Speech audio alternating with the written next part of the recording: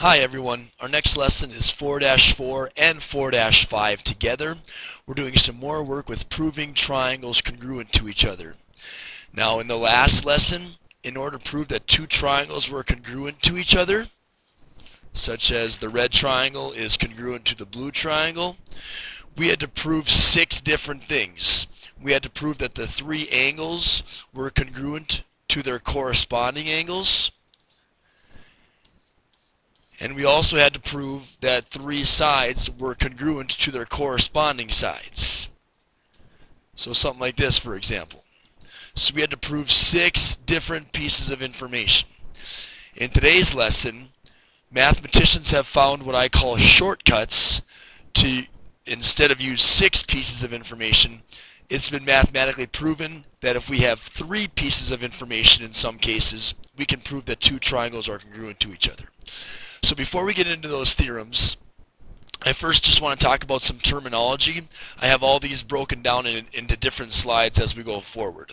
So one word that we're going to be talking about sometimes is the word opposite. So opposite an angle in a triangle is a side. So here's my angle A. Opposite of that is BC. So whenever I say opposite an angle, I'm talking about the side on the complete other side of the triangle. So opposite angle A is segment BC. In the same way, opposite a segment is an angle. So here's side AB, that segment. Opposite that is angle C. Okay, so that's what I mean when I say the word opposite. When I say the word included, included kind of means the part of the triangle that's in between 2 other pieces. So segment AC is the included side between angle A and angle C. Here's angle A, here's angle C. The included side is the side between the 2 angles. So here's segment AC, and that's the included side. In the same way, I could have an included angle. If I have 2 sides, such as AB and BC, here's AB, here's BC, the included angle is kind of the angle that's made by those 2 sides. Angle B is the included angle. So those 2 words, opposite and the other word, included, I'm going to be using at different times today, so hopefully you know what that means now. Alright, the first theorem is side, side, side. So if I know that 3 sides from one triangle are congruent to the 3 sides in the other triangle, I don't need to know anything about their angles. It's proven that if 3 sides from one triangle are congruent to 3 sides in the other triangle, then these 2 triangles, they are congruent to each other. Okay, so like I said, you don't need the 6 pieces of information anymore. All you need is 3. It's the 3 sides from one and the 3 sides from the other. That's called side, side, side congruence. Another one is side, angle, side, and obviously you can see they're abbreviated up here. So if we have 2 sides from one triangle congruent to 2 sides in the other triangle, and their included angle, so notice the included angle means the angle that's in between, right? If we have the included angle from one triangle congruent to the included angle in the other, then the 2 triangles are congruent. Okay, so that's side, angle, side. If you know 2 sides from one are congruent to 2 sides in the other, and their included angle is congruent, the 2 triangles are congruent. There are 5 congruence theorems for proving triangles. Here's the third one. Angle, side, angle. So this time, you know 2 angles are congruent from one triangle to 2 angles in another triangle, and the included side in those 2 triangles are also congruent. So if you almost kind of think about it, we kind of walk our way around the triangle. Angle, side, angle. If that's congruent to the other triangles, angle, side, angle, boom. The 2 triangles are congruent. Notice how this side has to be the included side in this case for it to be angle, side, angle. These 2 triangles would be congruent because of angle, side, angle. Congruence theorem number 4 is angle, angle, side, or if you have it in the opposite order, side, angle, angle. Either one is just fine. They're just written in a different order. But it's where you have 2 angles from one triangle are congruent to 2 triangles in another, or 2 angles in another triangle, and one non-included side from the 2 triangles are congruent to each other. then the two triangles are congruent. You got to be a little bit careful with angle, angle, side, because that non-included side, you got to make sure that it goes with the corresponding part. For example, here's one arc, and here's one arc. So those two angles are congruent to each other. Opposite the one arc is the side that has a tick. And so in the other triangle, the side opposite the one arc has to be the side with the tick, so that you know that those two sides are congruent. I'll explain that a little bit more as I go on in the lesson, because this is going to come up again. But as this says right down here, if two angles and a non-included side from the triangle on the left are congruent to two corresponding angles and a side of the second triangle, then the two triangles are congruent. And the last one is very specific because it only works with right triangles. A hypotenuse and a leg. A hypotenuse is only talked about when we have right triangles. So this one, on all of the previous four, we've had 3 letters because we've used 3 pieces of information. This one only uses 2 letters, hypotenuse and a leg, but it still uses 3 pieces of information because one of the angles is 90 degrees. So if we know that it's a right triangle, if one of the angles is 90, and the hypotenuse from both triangles are congruent, as well as another leg of the right triangle, then the two triangles are congruent. So a hypotenuse and a leg. Alright, so knowing those things, let's talk about and let's see if we can kind of work our way around these triangles to see which ones are congruent. So are these two triangles congruent? Well, let's look at the information that we've been given. So right now I'm given an angle and then a side and then an angle. So I'm kind of looking at angle, side, angle. An angle, side, angle is one of our congruence theorems. Let's make sure that it works in the other triangle as well. So we have an angle with the one arc, and then we have an angle, side, angle. Sure enough, these two are congruent because we have 2 angles that are congruent and the included side is congruent. So that's the definition. Are these 2 triangles congruent? Yes, they are, because of angle, side, angle. Now that's all that's required of you on this slide. I do want to go one step forward. I do want to write the congruent statement. The reason why I want to do that is because I want to show you the importance of writing it correctly. On the triangle on the left, we could write those points, those vertices, in any order. So I'll just start off by saying triangle AUF. You could have said it as FUA or UAF or FAU. You could have said it in any order, but I just wrote it as triangle AUF. That is congruent. Now the second triangle, you cannot write in any order. It has to be in a specific order. If you start with angle A in the triangle on the left, that corresponds, the one arc corresponds to angle K on the right. So you have to write triangle, you have to start with K first. Now you wrote U second. U is the side that has 2 arcs, or sorry, the angle that has 2 arcs. So C is what you have to write second. And then F is the one that doesn't have any arcs. In a way, now that these are congruent to each other, now that we've proven it by angle, side, angle, I could say, well, this now is congruent to its corresponding angle, which is T.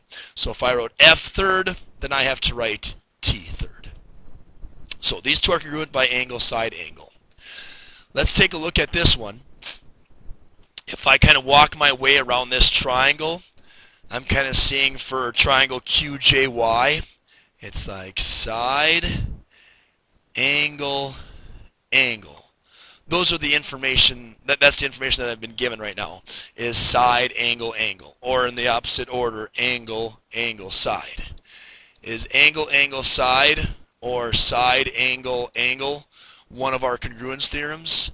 Yes, it is. So originally, we think that yes, these are congruent because of angle, angle, side. Now again, we got to be careful with angle, angle, side, because where does JY, where's that located? It's located opposite the angle that has 2 arcs. Now its congruent side in the other triangle is NR, And where's NR located? It's opposite the angle with one arc. So notice, class, that their corresponding sides are opposite different angles. So if that's the case, these two triangles are not congruent. Or if they are, we at least can't prove that they are. So are these two triangles congruent? We're going to write no. We can't prove it by angle, angle, side because of the location of that opposite side. They have to be opposite their corresponding angle. So they both have, the sides have to be opposite the two arcs, or they both have to be opposite the one arc. Okay? And our last example problem here, are these two triangles congruent? So if I look at the information that I'm given, it looks like I'm given side, side, angle. Is side, side, angle one of our congruence theorems? The answer is no. Here again is side, side, angle. Side, side, angle is not one of our congruence theorems. And people get a kick out of this, and it's kind of funny, whatever. I'm going to say there's no swearing in math class. So to remember that, there is no such thing, so in the opposite order, I'm going to write this once really fast, and then I'm going to erase it. There is no such thing as angle, side, side, okay? There's no swearing in math class, so you can't have that as a congruence theorem. There's no such thing, okay? And I'm going to prove that to you right now. So, right now, I have angle, side, side, right? I have angle, side, side. So I have the one angle that's congruent to another angle, and then two sides that are congruent. And right now it looks like the two triangles are congruent, right? If we take a look at these two triangles, it looks like they're congruent. However, if I continue to move this, again, I still have two sides that are congruent and an angle that's congruent. But watch as I go from here, they're congruent, two triangles are congruent, two triangles are congruent. Right there, notice how the red and the blue segments are still congruent to the red and the blue, and the angle is the same, but these two triangles are not congruent, are they? So we cannot use angle, side, side, or side, side, angle to be a congruence theorem. Are these two triangles congruent to each other? They might be, but we can't prove that they are. So we say that the answer is no, they're not congruent. There's no such thing as angle, side, side congruence. Alright, the last thing that we're going to end up with here today is we're going to prove that triangle QRT, so I'm going to draw that in green, QRT, we want to prove that that triangle is congruent to STR. So I'll draw that in red, STR. Alright. Well, let's first write down our given information. RQ is parallel to TS. So let's mark up our picture here. RQ is is parallel to TS. So those two lines are parallel, and RQ, that segment, is congruent to TS, segment TS. Alright, so looking at that, what else do we know about this triangle? Well, if the two sides are parallel, think with me here for a moment. If this side is parallel to this side, and then RT, if I were to extend that, kind of looks like this, right? So in a way, RT is a transversal of those parallel lines. And if the lines are parallel, it creates alternate interior angles and alternate exterior angles and corresponding angles and consecutive interior, all those that we talked about in chapter 3. And alternate interior angles are congruent to each other. So this angle would be congruent to this angle. They're alternate interior. So I write that down because what I want you guys to write down in your picture here is that this angle right here is alternate interior to this angle right here. That's going to help us with our proof. Okay? So now that we've marked up that information, let's write our proof. So we have our statements and we have our reasons. And the first thing we always do right away is we write down the given information. That's always going to be step one. So RQ, that segment, is parallel to TS. This is given to us. And step number two, we also have segment RQ is congruent to segment TS. This is also given. All right, now how do we prove that the green triangle is parallel to the red one? So far, using our congruence theorems, instead of proving that 6 pieces of information from one triangle are congruent to 6 pieces in the other triangle, we just need 3. So we have an angle, we have a side, RQ, and we have an angle, and notice RT, this side right here. Okay? If I were to kind of like split up these triangles, it would kind of look like, and I'm going to draw a smaller picture, but it'd be like RQT. Here's RQT, and I'm just going to kind of split off the red triangle, so then it would be like RTS. Something like that. I drew that bad, but you get what I mean. RTS. Notice how RT from this triangle is going to be the same length to RT in this triangle because they share a side. The red triangle and the green triangle share side RT. So of course RT from the green triangle is also going to be congruent to RT in the red triangle because the side length is the same. So of course it's going to be congruent to itself. So that's what I'm going to use to prove. I'm going to use side, angle, side to prove that these two triangles are congruent to each other. Because I have a side RQ is congruent to a side TS. I have an angle and an angle. And then I have another side, RT is congruent to itself. So here's how I'm going to write this proof. Step number 3 is going to be using our transversals to prove that those two angles are congruent to each other. So this angle, it's starting to get messy up here and I apologize for that. Angle QRT, angle QRT is congruent to angle right there. STR, angle STR. And how do you know that those two angles are congruent? What's our reason for that? Our reason comes from the parallel lines, and it is alternate interior angles are congruent. That's our reason for our statement that those two angles are parallel. It's because of alternate interior angles. So then step number 4, we have to prove that RT in one triangle, that segment, is congruent to RT in the other triangle. RT in the green triangle is congruent to RT in the red triangle. Do you remember from chapter 3 when we say that X is congruent to itself, X, or in this case a segment is congruent to itself, what property that's called? It's called the reflexive property. The reflexive property proves that one segment from one triangle is congruent to itself, okay, from the other triangle. So now we have enough information. We have side, angle, side. See what we did there? We proved that these two triangles are congruent because of side, angle, side.